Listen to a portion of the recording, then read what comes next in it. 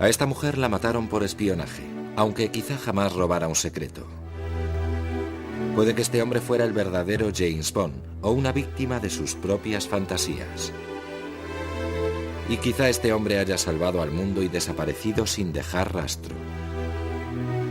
En el mundo del espionaje nada es lo que parece. Entre las sombras, el humo y los espejos, ¿se puede descubrir al mayor espía de todos los tiempos? Una calle normal, pero para el espía nada es lo que parece. Los hechos corrientes pueden tener significados ocultos. Un parasol bajado en un coche aparcado, un descuido o una señal. La información está lista.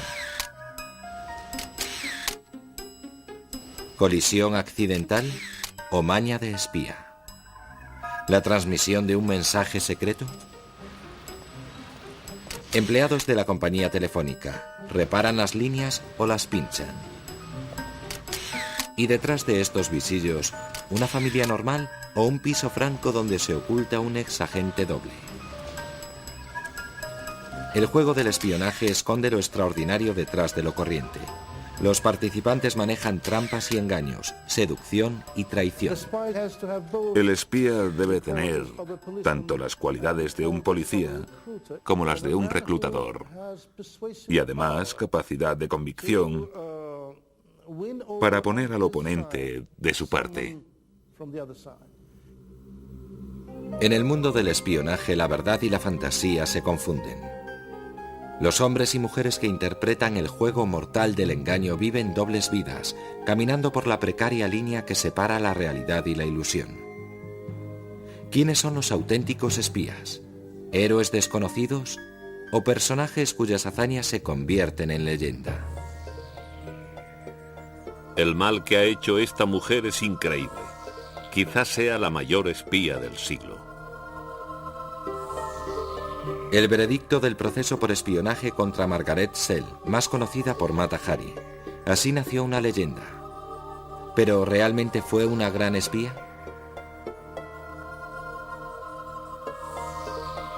A principios del siglo XX en París ya crecía la leyenda de Mata Hari, exótica bailarina, cortesana que seducía a los ricos y poderosos de Europa. Entre sus amantes había 2 o 3 hombres muy importantes, uno de ellos un barón alemán. No solo tenía conexiones con la élite parisina, también tenía relaciones muy influyentes en Alemania. Cuando Francia y Alemania se enzarzaron en la Primera Guerra Mundial, Mata Hari aprovechó la oportunidad para cobrarse sus poderosas conexiones y su exótica reputación. A los espías alemanes les atrajo su pasión por los uniformes. Si llamaban una vez a la puerta era el agregado alemán. Entraba y decía, sabemos que vuelve a París. Si llegara a su conocimiento información que pudiera sernos útil, cubriríamos holgadamente sus gastos. Aquí tiene 20.000 francos. Mientras el gran espía francés Georges Ladoux le ofrecía 1 millón de francos por seducir al heredero del trono alemán. Georges Ladoux opinaba que Mata Hari tenía una habilidad, la seducción. Y según él, en eso consistía realmente el espionaje. Pero Mata Hari, la supuesta agente doble, era una pésima espía.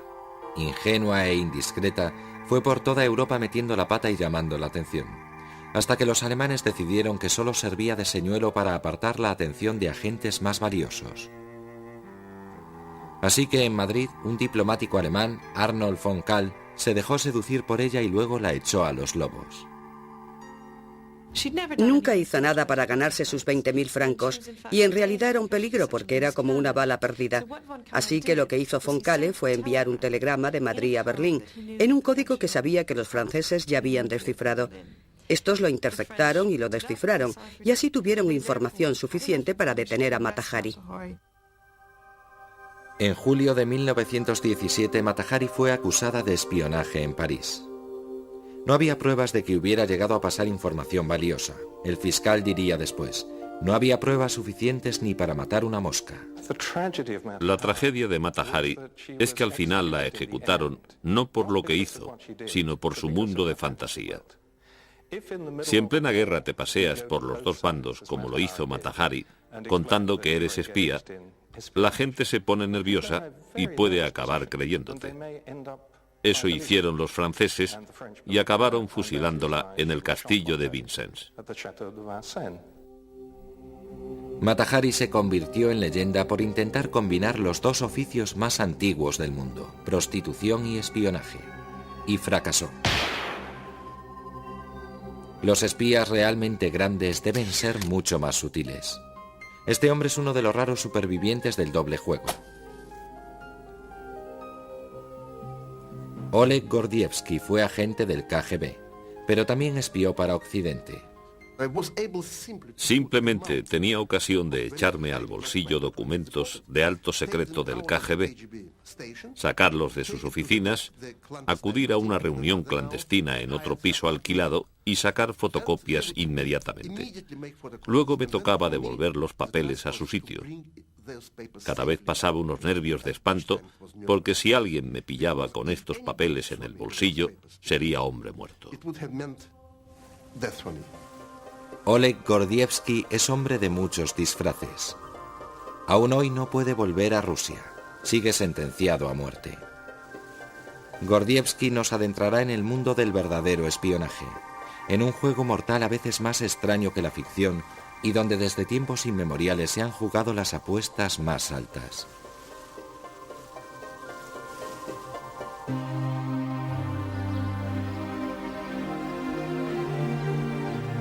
Moscú, donde hasta el clima se confabula para ocultar una de las organizaciones más brutales que ha conocido el mundo.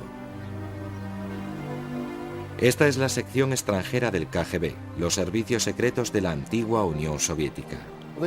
El KGB era una organización de una crueldad inhumana. Mataba incluso a los suyos. Mandó a millones a la cárcel. Exterminó a gente fuesen cuales fuesen su nacionalidad o sus opiniones políticas. Había informes secretos, actividades de inteligencia como reclutar informadores en países extranjeros. Se exigía un gran nivel de conocimiento sobre esos países extranjeros. Así que parecía un reto. Por eso entré en el KGB. Desde su central en la prisión moscovita de Lubyanka, las operaciones de inteligencia del KGB se extendían por todo el mundo, contribuyendo al clima de intriga que ha definido nuestra visión del espionaje. Pero el juego brutal interpretado por el KGB durante buena parte del siglo XX empezó hace miles de años. El espionaje es casi tan antiguo como la propia historia. El Antiguo Testamento habla de los 12 espías que envió Moisés a Canaán para preparar el camino a los hijos de Israel. Y como Mata Hari, Dalila fue una espía seductora. Traicionó a Sansón y lo entregó a los filisteos. El espionaje puede hacer y deshacer imperios. Segundo siglo antes de Cristo. En las llanuras de Anatolia, cerca del Mar Negro, un niño de 11 años aprende a convertirse en el primer gran espía de la historia. Mitrídates, heredero del trono de Ponto, estaba exiliado, desposeído por su propia madre, y tramaba su venganza. Tuvo una infancia terrible. Acabó errando por la actual Turquía durante años, espiando el territorio, hasta que pudo volver, derrocar a su madre y presumiblemente darle alguna muerte horrible. Mitrídates aprendió de joven el arte del espionaje y aplicó sus lecciones con brutalidad. Usando el engaño, se infiltró disfrazado en la corte y se hizo con el poder. Empleó la información aplicando la inteligencia acumulada en el exilio para conquistar a las tribus vecinas y usó la opresión. Empleó un servicio secreto para mantenerse en el poder. De ahí nos viene el mito Mitrídates, el rey que todo lo ve. Él mismo salía y te espiaba. Esa es la idea. El rey que se disfraza en su palacio y salta el muro de noche, de modo que te paras a hablar con un viejo mendigo en el mercado y al día siguiente te arrastran a palacio y te decapitan porque en realidad era el propio rey. Una vez asegurada la base de su poder, Mitrídates utilizó la inteligencia militar para extender su imperio. Invadió Crimea, marchó sobre Grecia y lanzó una cruzada para expulsar a los romanos de Asia Menor. Una vez que entró en guerra con los romanos, parece que la mayor parte de sus conquistas las llevó a cabo entrando en contacto con gente en las ciudades e islas griegas que eran partidarias de expulsar a los romanos. Así que no tuvo que golpear al azar, sino que fue una campaña perfectamente planeada. Uno de los riesgos del mundo paranoico del espionaje es que quienes engañan e intrigan pueden acabar siendo engañados a su vez. Eso le pasó a Mitrídates. Cuando se preparaba para su mayor aventura, la invasión de Italia, su propio hijo encabezó una revuelta contra él. Y como tantos espías, la carrera de Mitrídates acabó con una muerte prematura por su propia mano. El imperio de Mitrídates acabó en ruinas, pero ¿fue un buen espía?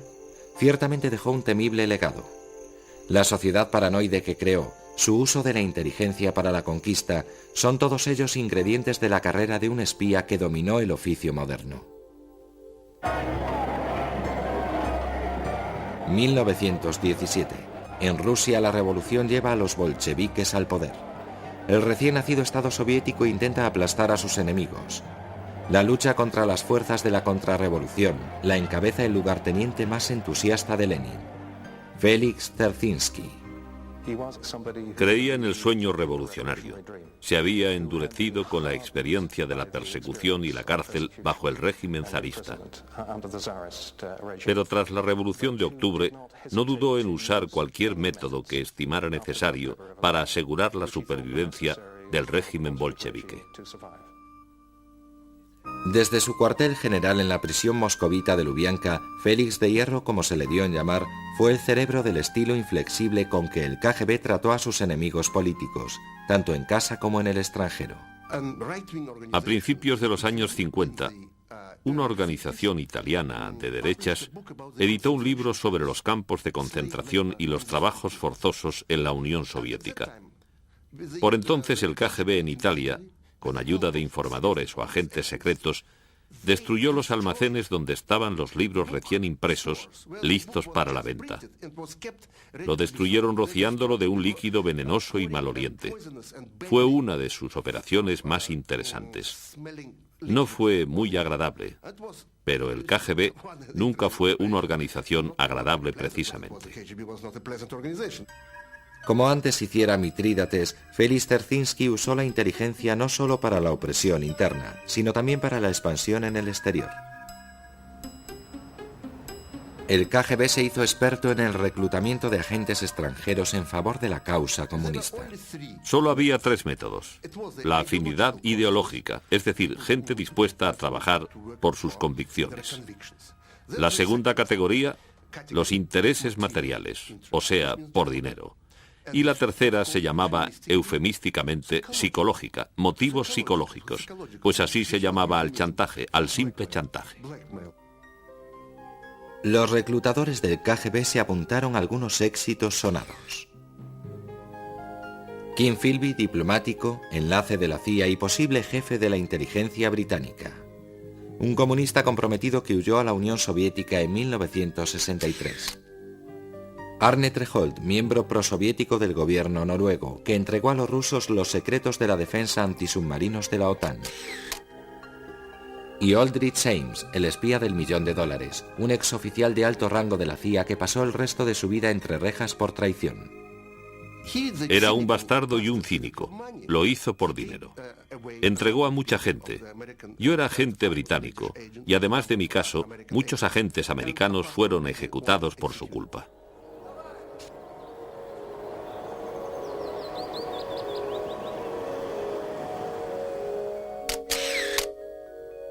Entre los traicionados por Aldrich Ames había un científico soviético que entregaba a Occidente secretos sobre misiles. Fue detenido y ejecutado por el KGB. Pero el KGB hacía algo más que reclutar espías. Félix Dzerzhinsky enseñó a su servicio secreto el juego del engaño a gran escala.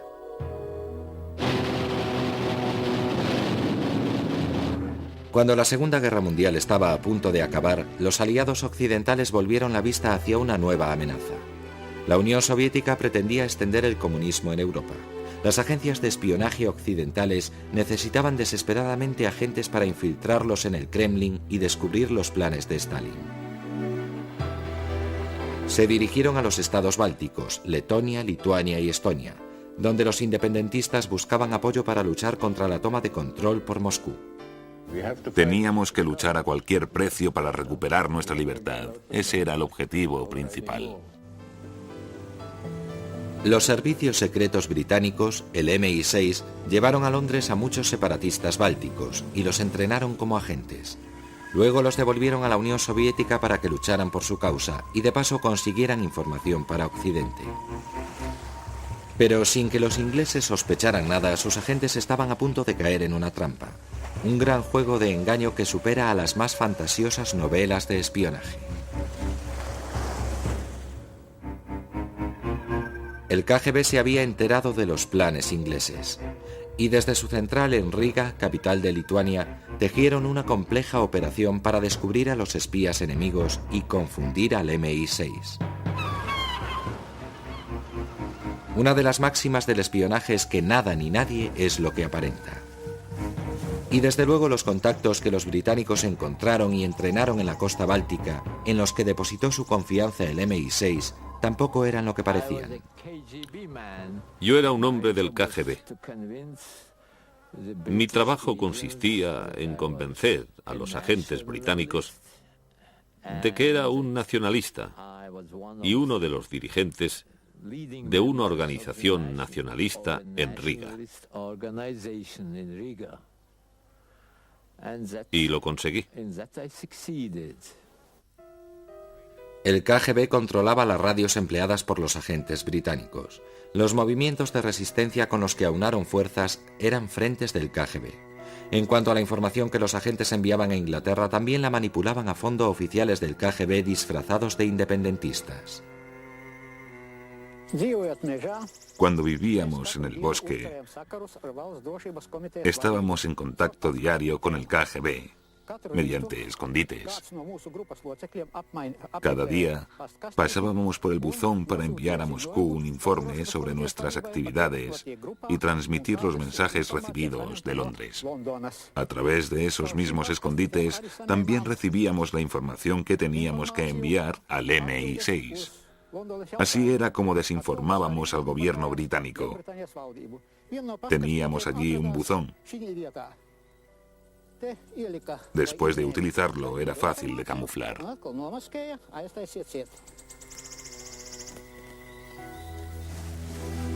El juego de engaño y manipulación duró 6 años, hasta principios de los años 50. Durante todo este tiempo se tuvo engañado al MI6, que aceptaba sin rechistar la desinformación del KGB.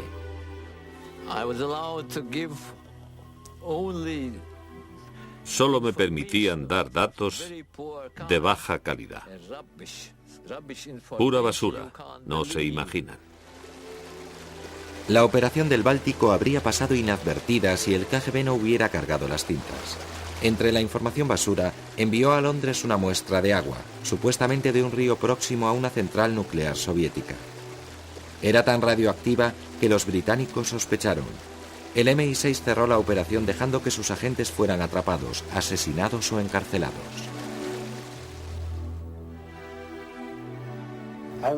Estuve engañado desde el principio. Caí en la red de la inteligencia soviética.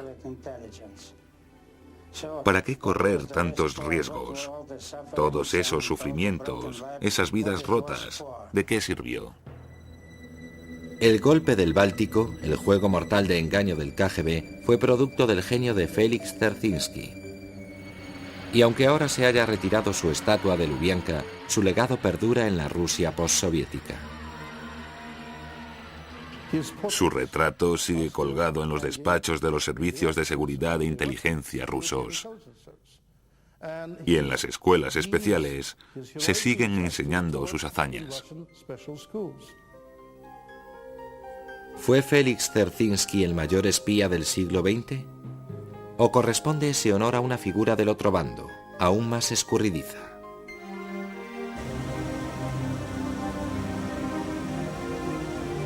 Este es uno de los edificios más espectaculares de Londres, la central del Servicio de Inteligencia Británica. El SIS, también llamado MI6, es un rascacielos fortificado que se alza a orillas del Támesis. Su fachada futurista contrasta con los humildes orígenes de la organización a comienzos del siglo XX. El espionaje inglés empezó como pasatiempo de caballeros, que hacían turismo por los puntos conflictivos del mundo, desde la frontera india hasta Europa Central, con un manual en una mano y un cuaderno secreto en la otra. Durante las vacaciones de verano, civiles patriotas, oficiales del ejército e incluso Boy Scouts, entre ellos su líder, Sir Robert Baden-Powell, iban al continente y disfrutaban buscando información útil por ahí y entregándola al Ministerio de la Guerra o al Almirantazgo a su regreso. En aquella época había más espías en las novelas populares que en la realidad. Y los pocos espías de verdad vivían vidas románticas espectaculares. El que más, Sidney Reilly, el as de los espías, que inspiró el personaje de James Bond. Sidney Reilly fue uno de los embaucadores de más éxito y uno de los espías más dotados del siglo. Cuando empezó a trabajar para la inteligencia británica no tenía un duro. Por su primera misión probablemente le pagaron su sueldo, pero eso fue todo. A su regreso tropezó con un pastor religioso casado con una mujer joven. Estaba claro que el pastor tenía algún dinerillo, y Reilly cortejó a la mujer a su regreso a Londres. Y al poco lo mató, quizá con veneno, y se casó con la viuda. Sidney Reilly, espía y caballero, dirigió por su cuenta varias operaciones contra Rusia y la revolución bolchevique. Combinaba una habilidad muy de James Bond para disfrazarse, seducir e infiltrarse con fantasías infantiles de patio de colegio. Llegó a proponer en serio quitarle personalmente los pantalones a Lenin y, por si no bastara, también a Trotsky. Les haría desfilar por Moscú y así acabaría con la revolución bolchevique. En cierto modo fue una idea más sensata que la que se le ocurrió después a la CIA de poner desfoliante en la loción de afeitar de Castro para que se le cayera su barba, perdiera su atractivo de macho y los cubanos volvieran a la economía de mercado. Por último, Sidney Reilly se enfrentó a Félix Dzerzhinsky. Sus fantasías le hicieron víctima de una ilusión mortal. El gran artista del engaño de principios del siglo XX acaba engañado por la Unión Soviética. El KGB monta una falsa organización formada por supuestos antibolcheviques clandestinos. Le piden a Reilly que acuda en su ayuda. Sidney Reilly así lo hace y al poco lo detienen, le interrogan y le matan por la espalda de un disparo en la cabeza. Como Sidney Reilly, toda Inglaterra despertó bruscamente de sus sueños de fantasioso espionaje con la amenaza de la guerra. Cuando a principios de siglo Alemania acumulaba su poder militar, una fiebre del espionaje recorrió Gran Bretaña. La gente creía ver por todas partes agentes alemanes disfrazados de camareros, peluqueros y turistas. La histeria colectiva fue tal que el gobierno británico tuvo que crear el primer servicio secreto profesional del mundo, el MI6. Su primer jefe fue un espía caballero, oficial de la Armada, piloto y aficionado a conducir coches de carreras, Sir Mansfield Cumming, alias C. Era maravillosamente británico. No podía ser de ningún otro país. Era brillante y muy excéntrico. Le encantaba toda la parafernalia del espionaje. Le gustaban las tintas secretas. Tenía un laboratorio donde probaba todas estas tintas y demás. En 1909, los primeros reclutas estrenan la escuela de espionaje de Whitehall Court, en el corazón de Londres. Contra todas las normas, uno de ellos lleva un diario. Eso nos permite reconstruir la formación de un agente británico. La vida de un espía, les enseñó C, podía ser muy atractiva. Os animamos a ligar con las agentes enemigas y usarlas de tapadera para obtener información. Pero si la seducción y el engaño fallaban, las consecuencias podrían ser mortales. El primer deber de vuestros captores es sacaros el máximo de información por cualquier medio.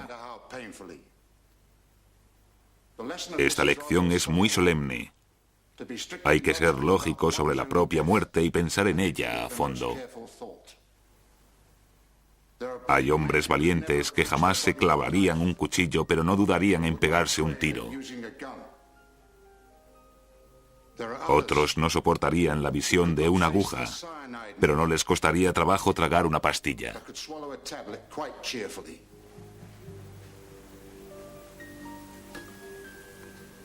Anotaremos cuidadosamente cuál de estos medios preferís llevar encima y vuestra promesa de usarlo en las circunstancias adecuadas.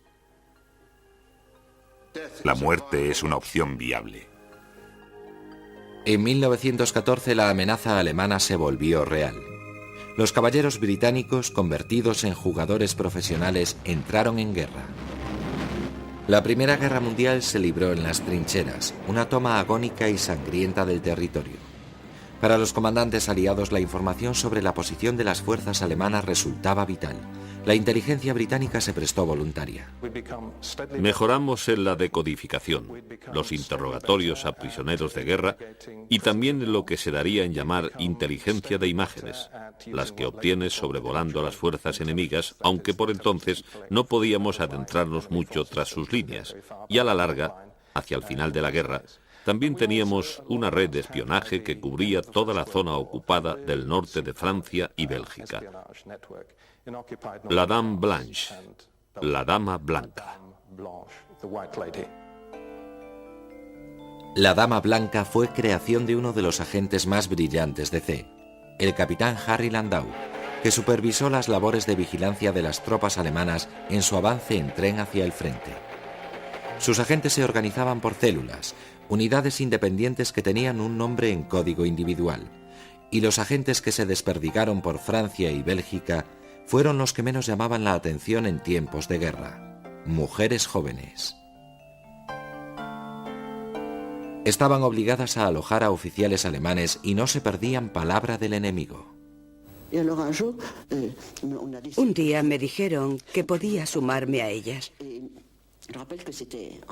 Y recuerdo que mi madre me dio a leer un papel con la promesa de no contárselo a nadie. Aguantar lo que fuera antes que traicionar a la causa. Estábamos todas decididas a morir antes que traicionar a la causa.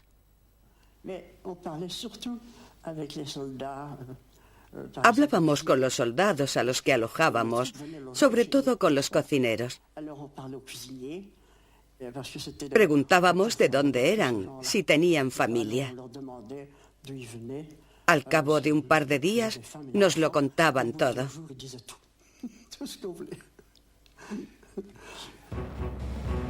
Las mujeres de la Dama Blanca son heroínas del espionaje poco reconocidas, y a diferencia de Mata Hari ayudaron de verdad a ganar la guerra. Llevábamos un mapa secreto con la disposición de las fuerzas alemanas. Y el día del armisticio, en noviembre de 1918, de las posiciones de 186 divisiones alemanas señaladas, solo 2 estaban equivocadas. ¿Fue Sir Mansfield Cumming el mayor espía de todos los tiempos? Desde luego fue el primero y el más sistemático de los espías profesionales. Pero la Dama Blanca es una de sus pocas operaciones que han salido a la luz. Pese a su alto perfil actual, el MI6 no desvela sus misterios. Aunque un episodio demuestra que incluso esta silenciosa organización es capaz de golpes espectaculares.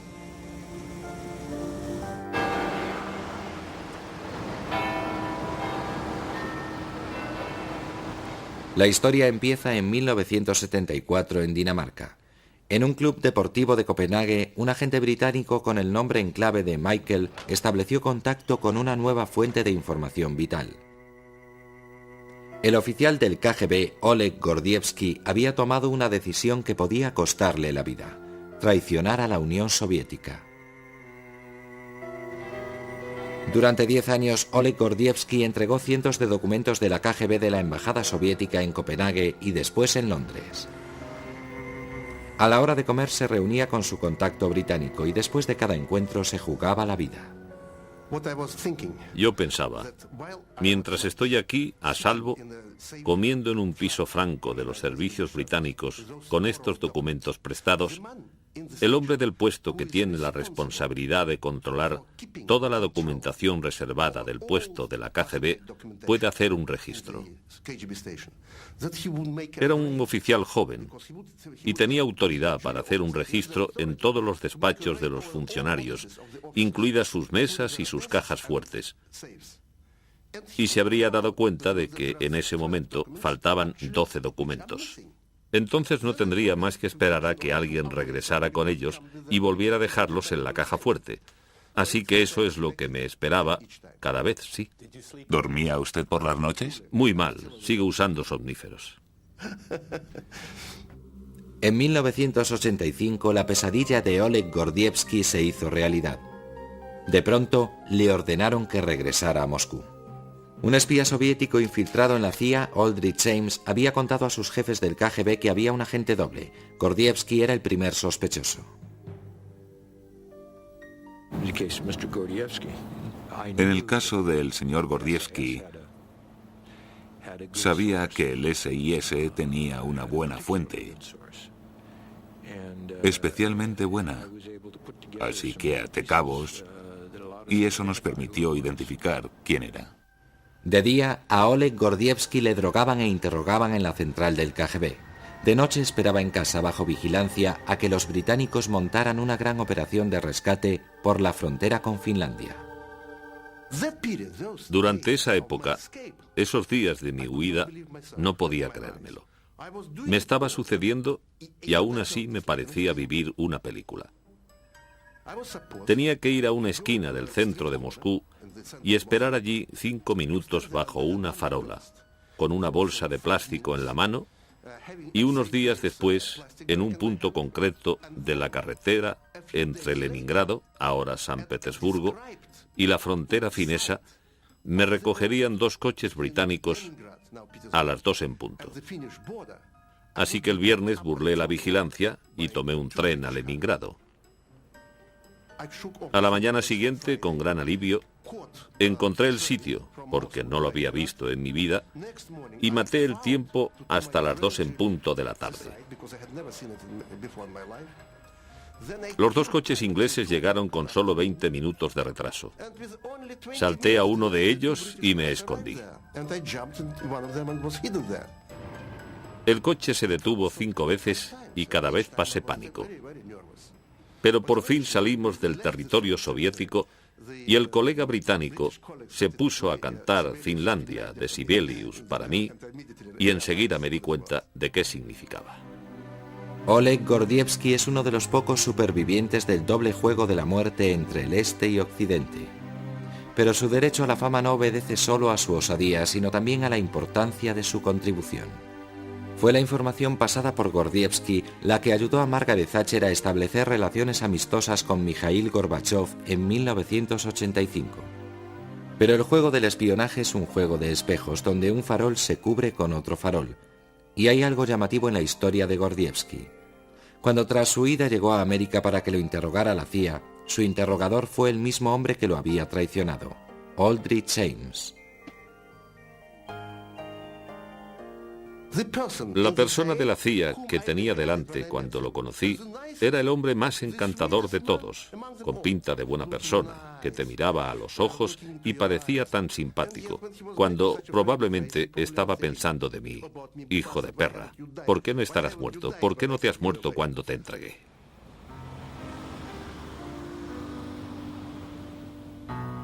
Springfield, Massachusetts. En un edificio de oficinas del centro, Robert Meeropol trabaja en su fundación privada en favor de la educación infantil. La tranquilidad de su actividad diaria contrasta con el lugar que ocupa Robert en la historia de América. Junto con mi hermano, me corresponde el dudoso honor de ser el único hombre de la historia de América cuyos padres han sido ejecutados por el gobierno. Sus padres eran Julius y Ethel Rosenberg, los comunistas de Nueva York que supuestamente robaron el secreto de la bomba atómica.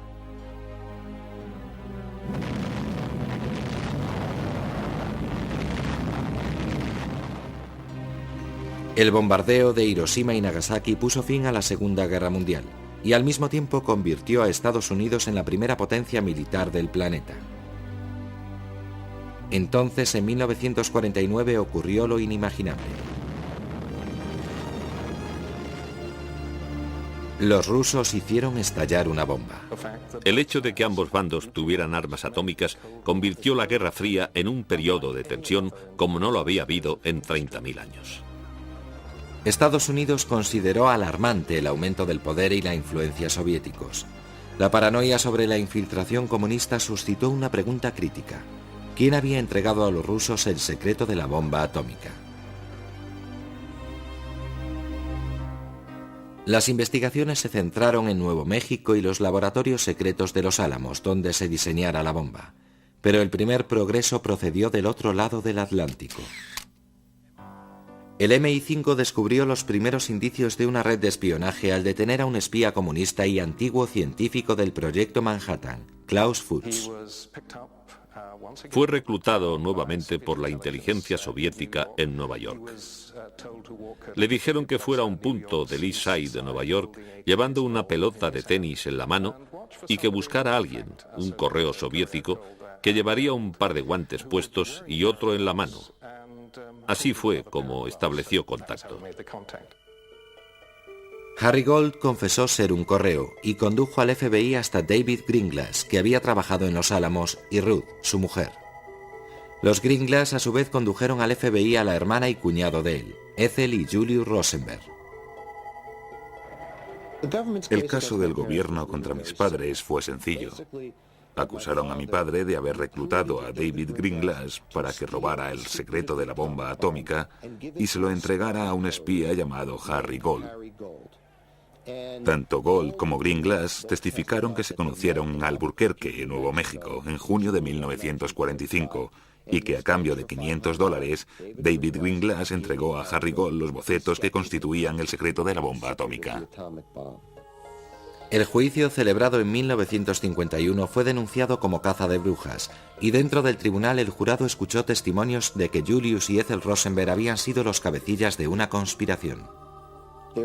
No había pruebas físicas contra mis padres, solo testimonios orales. Unos testigos decían que se habían mantenido ciertas conversaciones.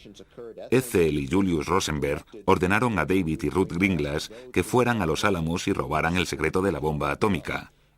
Y había otros testigos, mis padres, que dijeron sí, hablamos con David y Ruth Greenglass. A fin de cuentas, Ethel Rosenberg y David Greenglass son hermanos. Claro que se vieron, hablaban a menudo, pero no hablaban del secreto de la bomba atómica. Así que, ¿a quién iba a creer el jurado? En abril de 1951, el Tribunal Federal del juez Kaufman declaró culpable a la pareja y la sentenció a morir en la silla eléctrica por delito de traición. En realidad fueron condenados por un cargo menor, conspiración. Julius era el cerebro y Ethel mecanografiaba las actas de las reuniones. Murieron en 1953 en la cárcel de Sing Sing, pero en este caso sigue habiendo un misterio. Buena parte de la evidencia no resiste un escrutinio, como por ejemplo la sugerencia de que Gold, Greenglass y Julius Rosenberg estaban vinculados. Gold y Greenglass testificaron que Harry Gold se presentó diciendo, me envía Julius. Eso implicaba a mi padre. Pero tenemos un documento del FBI, actas de una reunión entre los dos organizada para limar discrepancias de sus versiones, y según ese documento, Greenglass dice, puede que fuera Julius, y Gold dice, no lo sé, tal vez. Así que se sentaron allí con el FBI para intentar montar toda la historia, y tenemos un documento que lo demuestra. Y luego están los bocetos, el llamado secreto de la bomba atómica. El gobierno tenía una lista de testigos que incluía a los mejores científicos, gente como Robert Oppenheimer, pero nunca los llamaron a declarar. Ningún científico testificó jamás que mis padres habían robado algún dato valioso. Cuando se publicaron esos bocetos y se los enseñaron a científicos atómicos, se echaron a reír y dijeron que no valían para nada. La polémica sobre los Rosenberg lleva durando 40 años. Hace poco la inteligencia americana divulgó información sorprendente en un intento de zanjar el asunto. Los mensajes de Venona son mensajes soviéticos en clave descifrados, algo demasiado secreto en tiempos del proceso que parecen confirmar algo que en el tribunal solo se pudo sugerir. En ellos aparece a menudo el alias de Julius Rosenberg, liberal. En el mensaje cifrado también aparece el nombre de Ethel Rosenberg, pero también se la identifica sin código, así que la culpabilidad de los Rosenberg está clarísima, aunque eso no quita que fuera un atropello enviarlos a la silla eléctrica. Pero los mensajes de Venona tienen muchas lagunas. Pese a haber sido revisados varias veces, probablemente no sean prueba suficiente. Si los aceptas tal cual, te das cuenta de que dicen dos cosas: que Julius Rosenberg estaba implicado en el espionaje no atómico y que Ethel Rosenberg no era una espía. Lo puedes adornar como quieras, pero si tienes un documento americano que dice que Ethel Rosenberg no hizo nada y has ejecutado a esa persona, no queda nada bien. En el caso de Julius y Ethel Rosenberg hay una última ironía. Procede de Cambridge, Inglaterra, donde hace poco un científico de los Álamos jubilado, Theodore Hall, ha sugerido que él también fue espía atómico soviético. En una declaración muy interesante, dijo que llegó a hablar con sus jefes del KGB de confesar para salvar las vidas de Julius y Ethel Rosenberg. Pero ellos dijeron, no. La importancia de los Rosenberg quizás se deba al misterio que les rodea. ¿De verdad tuvieron entre manos el mayor secreto del siglo XX? ¿Y de verdad murieron por él?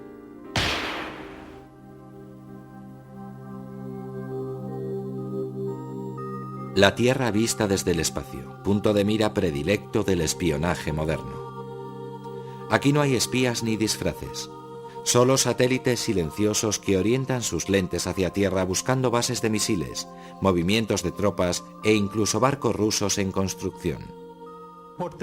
Por ejemplo, pueden ver que hay un Volkswagen Escarabajo aparcado junto a un Volkswagen Passat. Se puede ver la diferencia que hay entre los dos. Para eso se emplean sensores ópticos visuales, pero también puedes recurrir a otros medios, como el espectro electromagnético, por ejemplo, y medir el calor que sale de los edificios o el calor que genera el vertido de agua caliente en lagos y ríos procedente de una vasija nuclear. Hay satélites que observan, satélites que vigilan y otros que transmiten datos informáticos y conversaciones telefónicas. Y todos ellos se pueden pinchar. Los espías modernos son técnicos, científicos informáticos, ingenieros de telecomunicaciones y decodificadores que trabajan en bases desde donde los platos de radar peinan los cielos, espiando las llamadas confidenciales. Se llama SIGINT, inteligencia de señales. La inteligencia de señales empezó en la Guerra Civil Americana.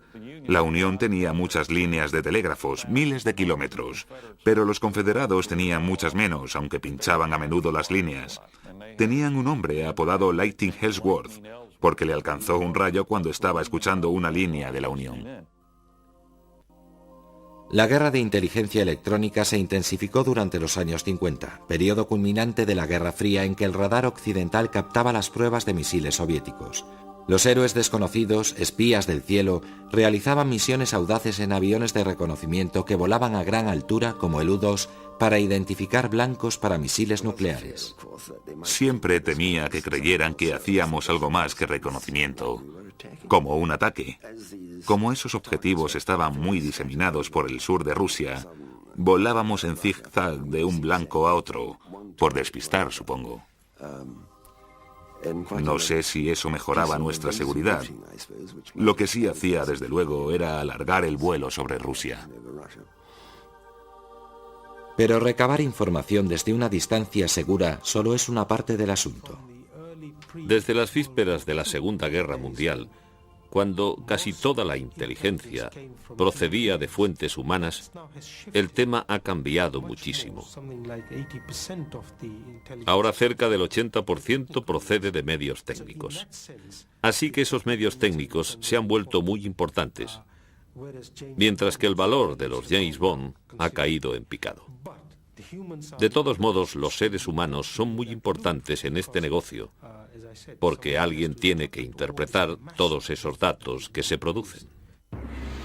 En octubre de 1962, las dos vertientes de la inteligencia, la humana y la técnica, tuvieron que unir sus fuerzas para hacer frente a su mayor desafío. En aquel momento el mundo temblaba en el umbral de una guerra nuclear, la crisis de los misiles cubana.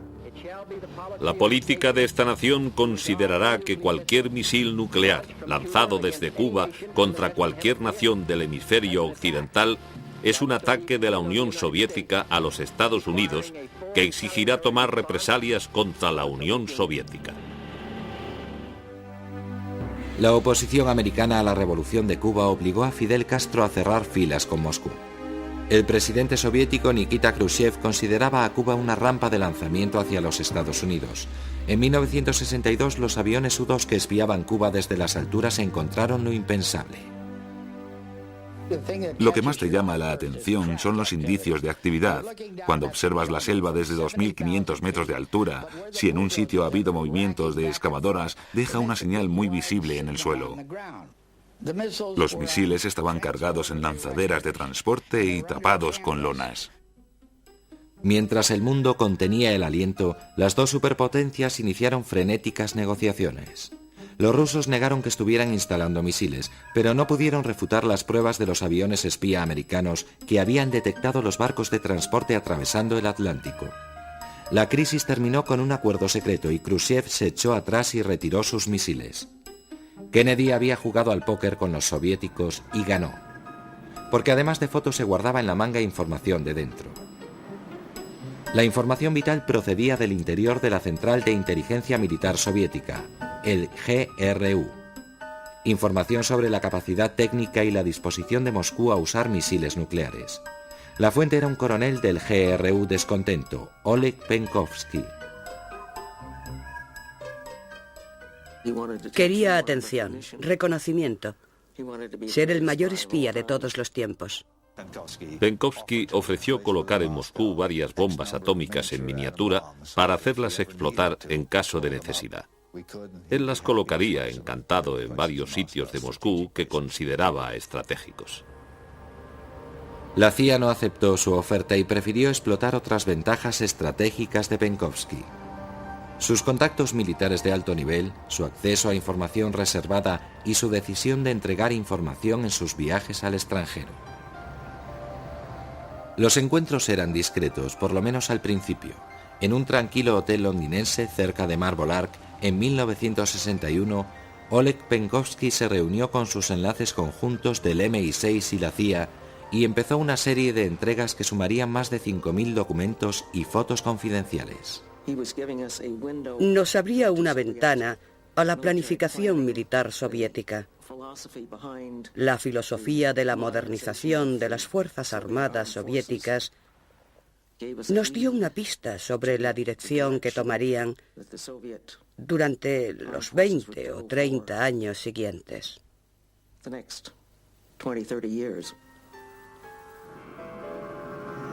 Pero la carrera de agente doble de Penkovsky sería breve. Era muy impulsivo. Estaba decidido a entregar cada vez más información. Y los británicos, desoyendo los consejos americanos, quisieron explotar al máximo una fuente tan valiosa. La operación se desbocó y culminó en una chapuza de reunión en Moscú entre Penkovsky y su contacto inglés, el empresario Greville Wynn. El KGB estrechó el cerco. Un día Oleg Penkovsky salió de su piso y aceptó subir al coche de un compañero. Le llevaron a Lubyanka. Entró arrastrando los pies. Estaba hecho una piltrafa. Se dejó caer en un extremo de mi mesa, totalmente hundido, hecho polvo.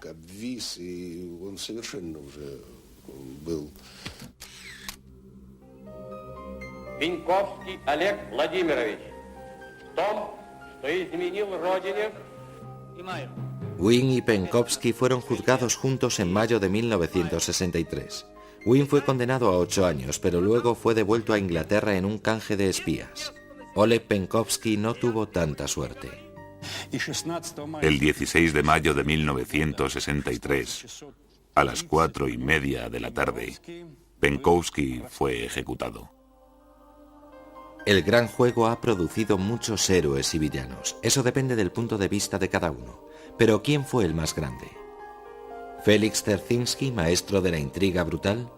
¿O su oponente occidental Sir Mansfield Cumming? ¿Las discretas mujeres de la Dama Blanca? ¿Oleg Gordievsky, asiduo de los titulares? ¿O el excéntrico Sidney Reilly? ¿O el amargado Oleg Penkovsky? ¿O ninguno de ellos? En todas las agencias de inteligencia del mundo, una de las cosas que dicen a quien se quiere apuntar es: tienes que aceptar que por mucho éxito que tengas, nadie lo sabrá mientras vivas. El juego del espionaje consiste en engañar. Quizá el mejor espía, tanto hombre como mujer, fuera tan bueno que no hayamos reparado en él.